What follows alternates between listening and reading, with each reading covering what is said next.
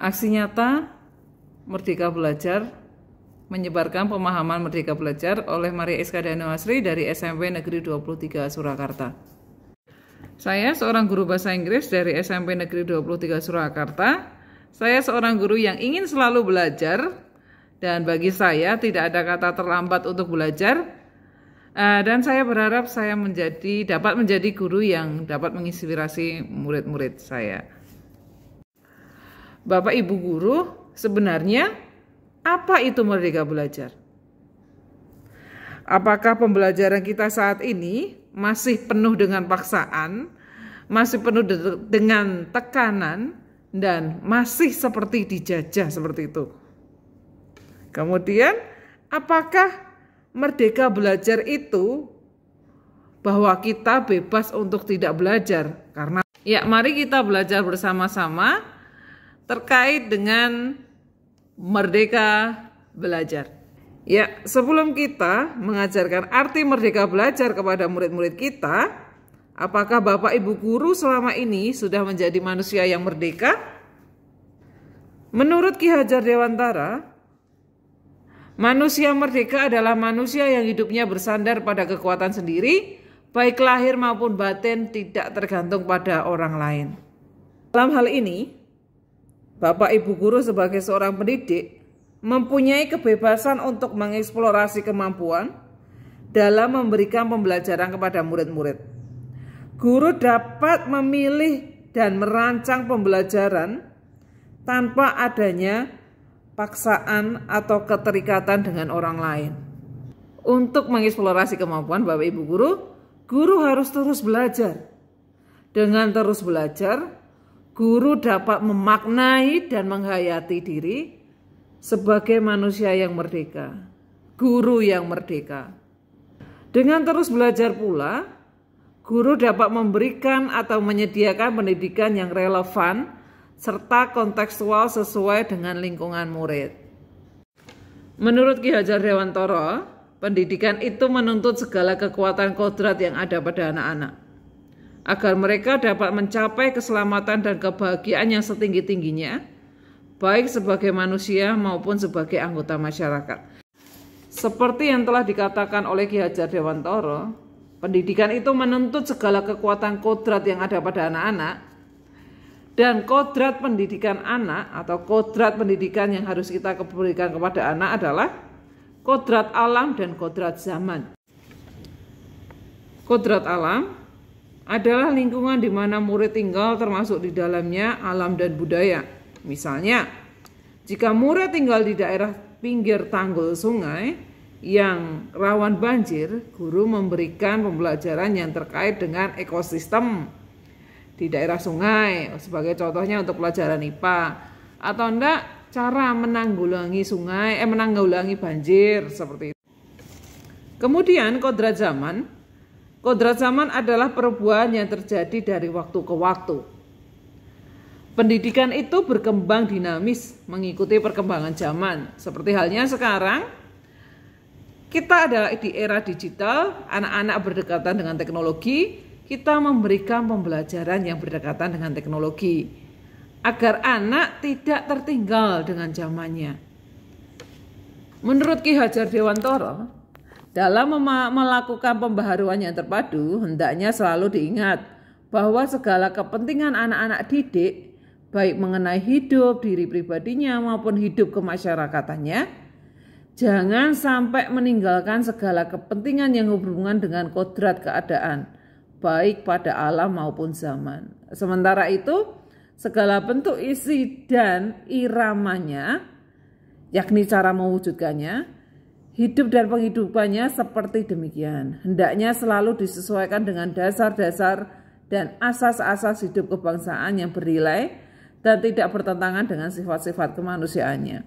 Jadi Bapak Ibu guru, ketika kita memberikan pembelajaran kepada murid, kita tetap harus memperhatikan kodrat zaman dan kodrat alamnya, serta tetap menerapkan asas-asas hidup berkebangsaan, nilai-nilai yang tidak bertentangan dengan sifat-sifat kemanusiaan. Hal-hal yang telah dijelaskan oleh Ki Hajar Dewantara tersebut kita sebagai guru dapat mengaplikasikannya dalam pembelajaran dengan menggunakan asas trikon, yaitu continue, convergent, dan concentric. Continue adalah perencanaan pembelajaran yang berkesinambungan, menyatu dengan alam masyarakat Indonesia untuk mewartakan kebudayaan. Convergent adalah pembelajaran yang mengambil sumber dari luar Indonesia, tetapi tetap mempertahankan budaya bangsa. Kita boleh mengadopsi ilmu-ilmu atau budaya-budaya luar, tetapi tidak lupa bahwa kita harus tetap mengutamakan budaya bangsa. Selanjutnya adalah konsentris. Konsentris adalah selektif terhadap pengaruh budaya luar, di mana dalam kita memilih ilmu, memilih panduan, memilih hal-hal yang akan kita gunakan untuk pembelajaran, harus tetap disesuaikan dengan budaya-budaya Indonesia. Asas trikon mampu menghadapi arus perubahan kodrat zaman, seperti abad ke-21 sekarang.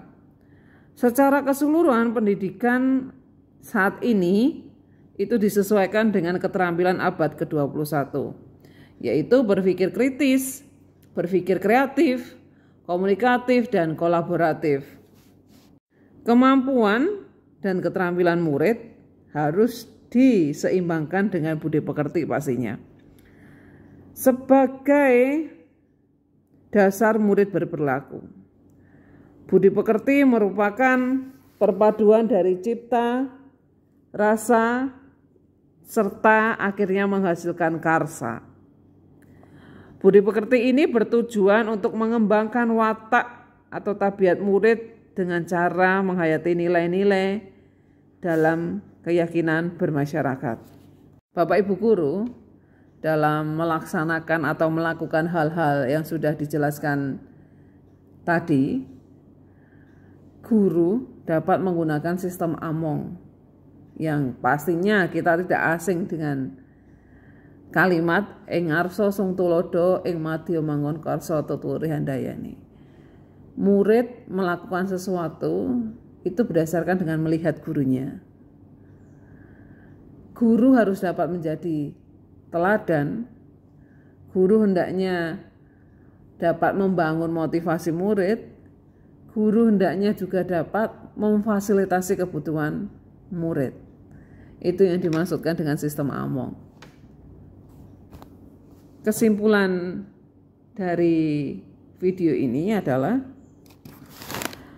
untuk mengajak murid merdeka belajar, guru hendaknya menjadi teladan, memberi dorongan, serta memfasilitasi kebutuhan murid.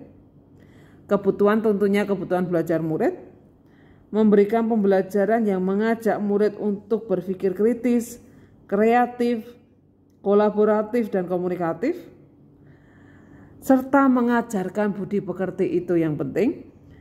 Selain itu harus disesuaikan dengan nilai-nilai kebudayaan, nilai-nilai bernegara, nilai-nilai berkebangsaan, serta nilai-nilai kemanusiaan. Tak lupa juga guru hendaknya membantu murid untuk mengetahui tujuan dari pendidikan yang sekarang mereka lakukan. Seperti itu Bapak Ibu guru. Terima kasih untuk waktunya telah mendengarkan atau menonton video ini. Kami mohon untuk memberikan umpan balik terkait dengan video yang telah kami lakukan berkenaan dengan aksi nyata PMM. Dan jangan lupa Bapak Ibu guru untuk terus belajar dan tetap belajar. Salah satu wadah untuk belajar adalah platform Merdeka Mengajar, di mana terdapat banyak topik-topik yang dapat kita pelajari untuk meningkatkan kemampuan kita sebagai seorang guru. Terima kasih, sampai jumpa.